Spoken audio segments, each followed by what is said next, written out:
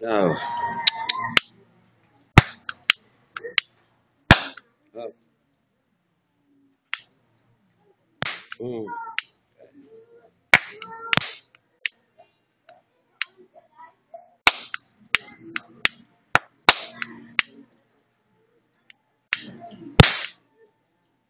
Sige. Malulutong. Mm.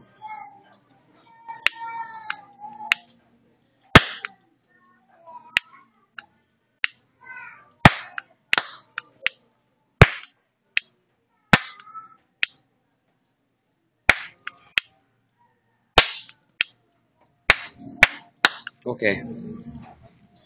Let's muna explain natin ha. Teka. Off the switch. Yeah. So I noticed kung travel ka, no heat ang cell, no? Actually, if I have a amp meter here, the cell is running at 30 amperes, 31, like that. But I no worry about heat. It's because only 3 volts. And then the amps, as I said, it goes here. Yun, na-absorb ng ignition 12. So, very hot.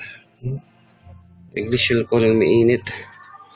So, next, let's see if we can have a capacitor just like that DC resonant charging para ma-maintain natin yung 3 volts na power na cell. Okay.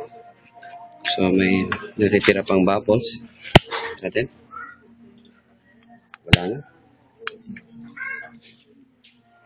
Thank you for watching.